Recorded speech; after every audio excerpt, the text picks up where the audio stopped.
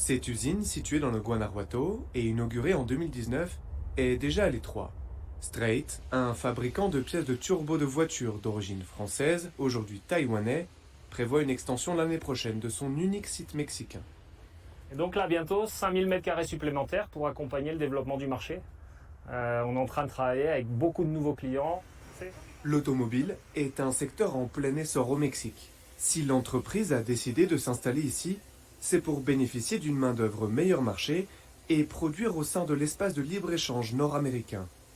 On nous incite de plus en plus à fabriquer avec un taux de production local très élevé. En 2026, il va falloir qu'on puisse produire 76% ou justifier 76% de valeur ajoutée locale au Mexique pour pouvoir expédier en Amérique du Nord, donc États-Unis ou Canada, sans avoir de frais de douane. 260 personnes travaillent dans cette usine, la plupart sont des jeunes diplômés ou en formation. L'industrie a bouleversé le marché du travail dans cette région centrale du Mexique. Je dirais que dans ma promotion, 80% travaillent dans l'industrie. Suite à la paralysie provoquée par la pandémie de Covid-19, le Mexique profite du nearshoring, le rapprochement de toute la chaîne de production dans une zone.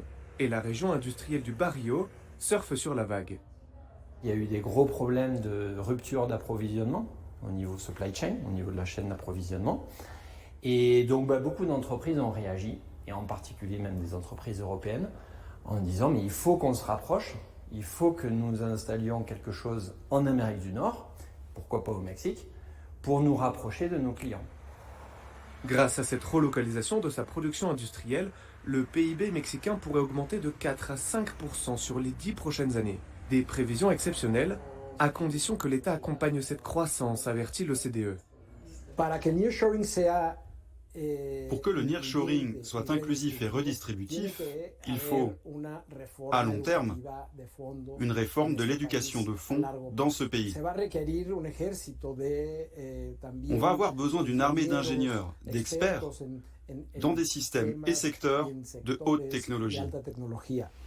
Le Mexique a d'autres défis à relever pour ne pas rater son boom économique. Garantir un approvisionnement en énergie propre pour les nouvelles entreprises et assurer qu'elles n'accaparent pas les ressources en eau, car le pays souffre d'une sécheresse sans précédent depuis 4 ans.